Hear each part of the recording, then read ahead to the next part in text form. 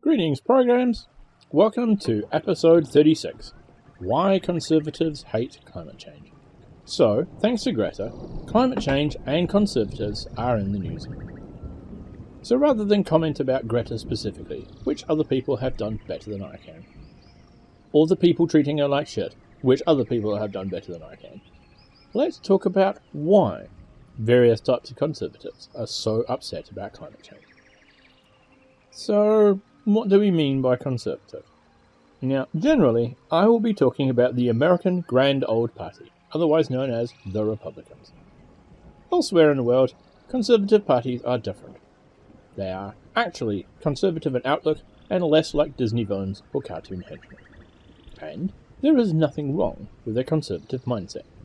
No, conservatives are not mentally ill. No more than people who don't like bacon or who don't like chocolate. Just because you might like those things does not mean that others are wrong or insane for not liking them. Stephen Fry has an excellent video discussing the difference between a conservative brain and what we call a liberal brain and the biological roots of it all. See footnote number 1 about conservative and liberal brains. But, in short, the fearful, stay-at-home types who want everything to stay the same and don't rock the boat are a necessary group for survival. And, on a day-to-day level, what has worked in the past generally does work for the future. So, being a dull stick in the mud aids in group survival. But, we also need the contrasting, excitable types who take risks, who try out new things, and are open to new ideas. Otherwise, we'd all be stuck in Africa. So, what is a conservative? A conservative is somebody with an enlarged amygdala. This is the part of the brain that deals with fear, emotion, and threat responses. This is why whenever anyone is going on about threats from foreigners and outsiders, they're almost universally conservatives. And a person with that kind of brain, and thus that kind of mindset, almost always is a Conservative Party voter. Strong borders, rules, status quo, bright lines between categories, both metaphysical and in the real world. That's what most conservative political parties around the world stand for. Check the Conservative Party platforms in the US, the UK, and elsewhere in the world. Actual details of policies will vary, but you will find unchanging common themes. Protection, defense, favoring the in-group over the out-group, mistrust of new ideas or people, traditional values, and not just because they're assholes. It's literally because their brains are wired that way.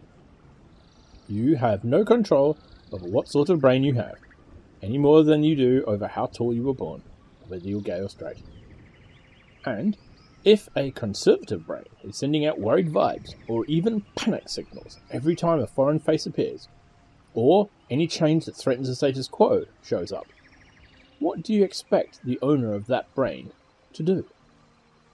For more information about this, see my previous vid about why I like head rushers and conservatives don't. Footnote number 2 in the doobly-doo below. Now, life experience can affect how we think about things and whether we vote liberal or conservative or whatever the equivalent axes are in your country. And you can learn to overcome such natural tendencies, but you cannot change what your brain does, just what it is that you do about the things that it does. Old people are conservative in general, or at least more so than when they were younger. Why? Well, firstly, there is a tendency to become more conservative as you age, for a number of reasons. When you are young, poor, and not settled, you can take wild risks. You have little to nothing to lose and little to tie you down. But as you settle, build a home if you have the money, accumulate wealth, family members, and responsibilities, such wild adventures are no longer possible, and you must put them away.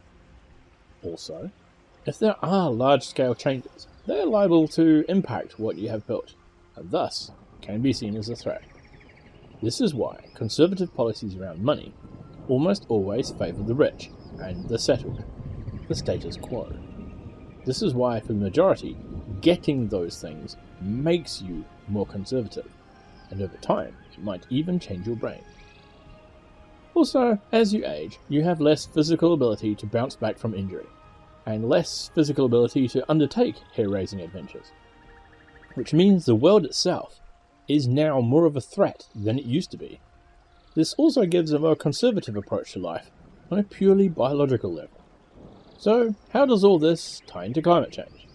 Well, in several ways. First off, the conservative people tend to be generally older, generally richer, generally propertied, and generally settled. The reverse is also true. This means that you have a group that likes the status quo. It's working for them.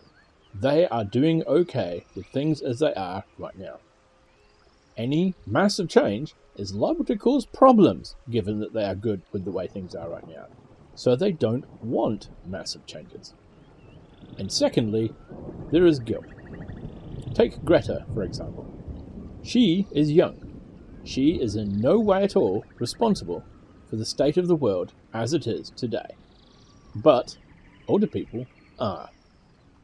The older you are, and the richer you are, the more likely it is that you are either directly or indirectly responsible for the world being the way it is. The more rich and powerful you are, the more tied to industry, to fossil fuels and the ills of capitalism you are. And you have profited from the bad things that led us to be here.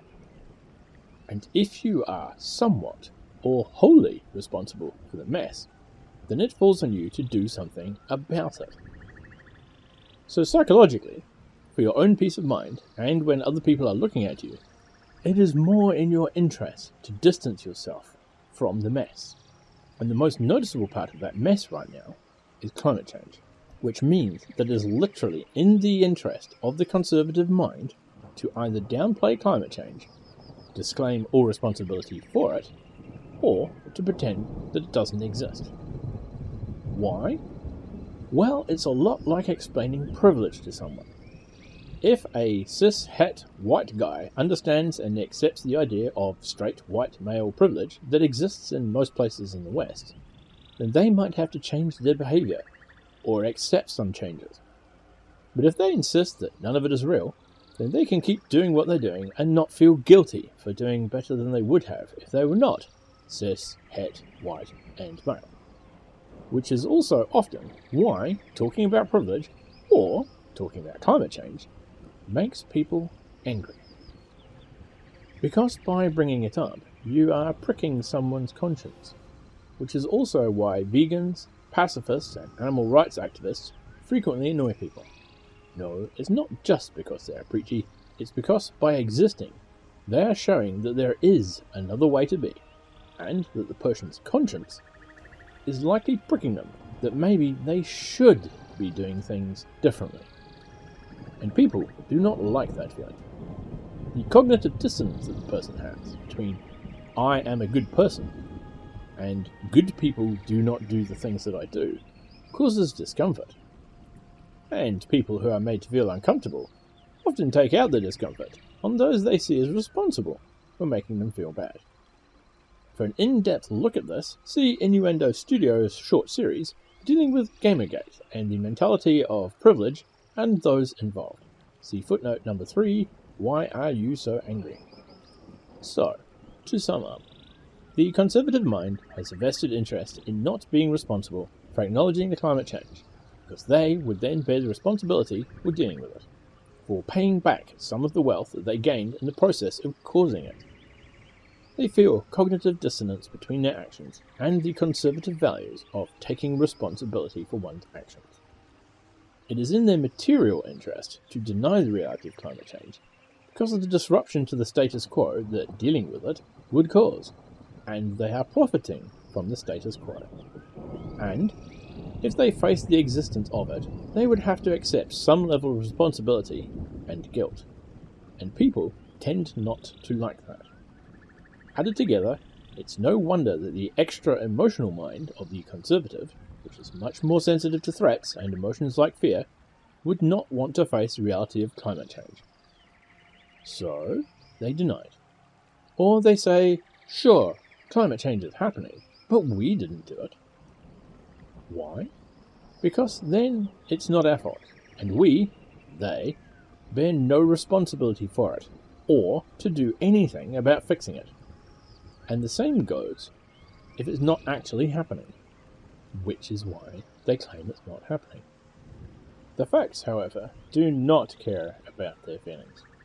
Sadly for them, reality does not care what they want, and man-made climate change is real. That's all for this week.